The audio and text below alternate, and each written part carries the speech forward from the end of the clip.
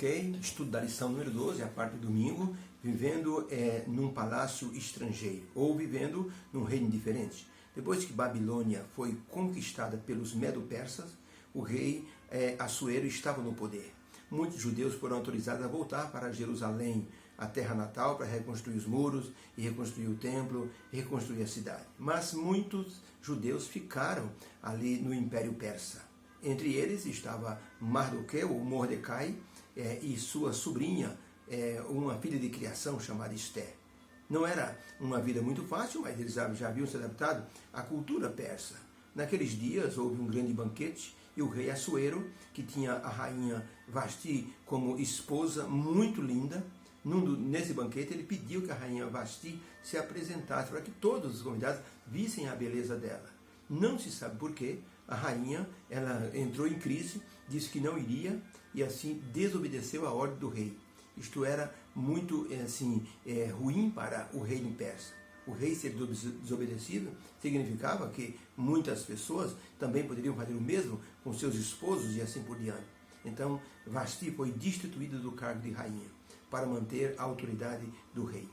Então, criou-se um novo problema. O que fazer para que o rei não ficasse sem esposa, sem uma rainha, sem a primeira dama? Essa é uma história que mostra a providência divina em todos os caminhos. Vamos à pergunta número 2. Como Esther e Mardoqueu aparecem no reino da Pérsia? Qual a situação deles? Vamos a Esther, capítulo 2, de 1 a 9, diz assim: passadas essas coisas e apaziguado já o furor do rei Assuero, lembrou-se ele de Vasti e do que fizera e do que tinha sido decretado a seu respeito.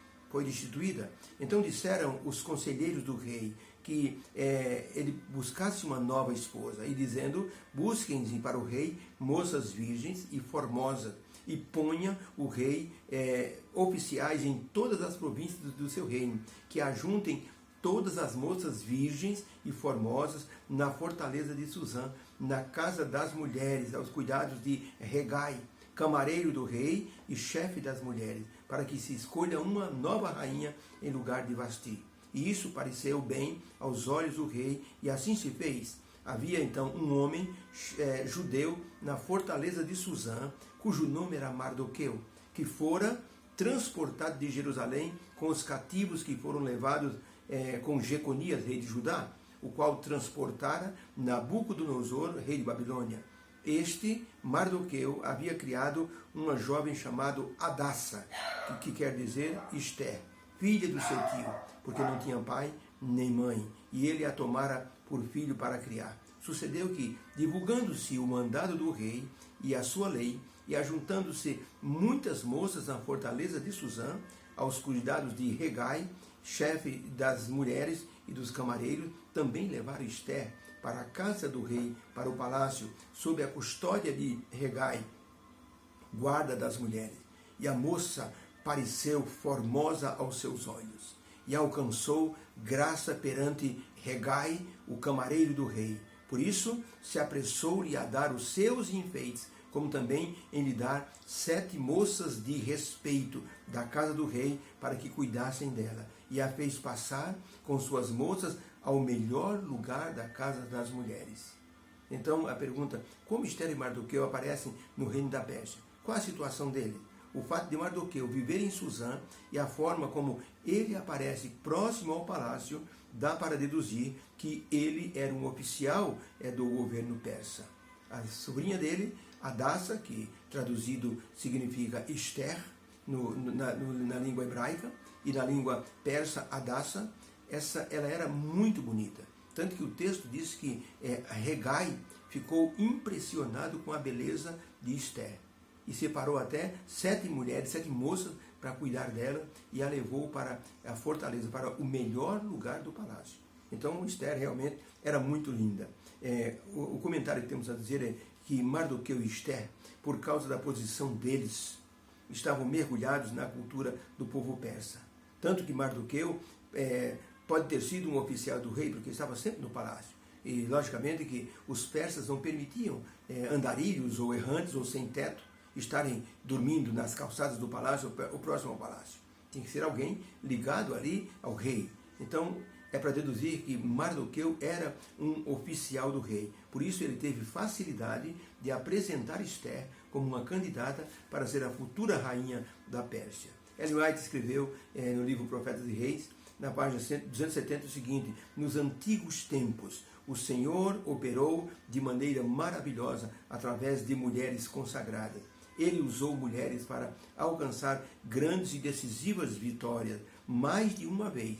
Em ocasiões de emergência, Deus conduziu essas mulheres para a vanguarda e operou por meio delas muitos milagres para a salvação de muitas vidas. Esther era agora uma pessoa dirigida por Deus para algo que aconteceria no futuro contra o povo de Deus, e Deus já estava preparando o caminho para que isso se tornasse um milagre. Pergunta número 3. Por que Mardoqueu impediu Esther de dizer que ela era do povo judeu? Qual a função dessa omissão dessa informação? Esther 2:10 e o verso 20 diz no verso 10, Esther, pois, não declarou seu povo e nem a sua parentela, porque Mardoqueu lhe tinha instruído para que não declarasse isso. Verso 20, Esther, porém, não declarava a sua parentela para ninguém, nem o seu povo de origem, como Mardoqueu havia lhe ordenado, porque Esther cumpria o mandato de Mardoqueu como quando a criara. Então a resposta é, por que Mardoqueu impediu Esther de revelar a sua origem e o seu povo? Resposta, Mardoqueu temia alguma hostilidade se Esther revelasse que era do povo judeu, prima dele. Omitir essa informação garantiu justamente o próximo passo no concurso de beleza. Eles eram estrangeiros dentro da cultura persa. E, logicamente, poderia haver alguma discriminação. Se Esther revelasse que era do povo dos judeus, se ela dissesse, eu sou judia, então poderia haver alguma discriminação, algum preconceito, e ela ser então retirada, eliminada do concurso. Por isso que Mardoqueu não queria que ela dissesse que era do povo judeu, nem que era parente de Mardoqueu, porque poderia haver um certo pensamento de que haveria um favoritismo por ela ser parente de um oficial do rei. É muito bom quando nós vemos na Bíblia que Deus se interessa até pelos detalhes. Isso quer dizer que Deus se interessa pelos detalhes da nossa vida. Às vezes nós pensamos, será que Deus se interessa? Antonieta estava num colégio e não tinha meias para ir no culto de manhã. E a ordem era, nenhuma moça deve vir sem meia 3/4 para o culto. E ela não tinha meia, não tinha nenhum dinheiro para comprar meia. Ela ajoelhou-se e disse, Senhor meu Deus, não tenho meia. Por favor, providencia, Senhor, eu ponho em tuas mãos esse problema. E foi embora para a sala de aula. Quando Antonieta voltou, às 3 da tarde, achou em cima da cama uma caixa com 2 pares de meia e uma nota de 10 shillings, como se fosse hoje uma nota de uns 20 reais. Ela ficou encantada. Até hoje, Antonieta não sabe quem foi o anjo da guarda, o anjo bom, que ouviu a sua oração, foi movida por Deus para trazer-lhe as meias, para que ela pudesse ir ali no colégio. A Bíblia diz que devemos contar a Deus todos os pormenores de nossa necessidade numa oração franca e fervorosa. Está no livro de Efésios. Por isso, Esther, ela esteve nesse concurso e Deus providenciou todos os detalhes. Deus se preocupa com os estrangeiros que estão entre nós. Deus se preocupa com situações que nós estamos enfrentando e que muitas vezes são inadequadas. E Deus vai providenciar o livramento, a providência, para que nós tenhamos nos lábios um cântico de vitória.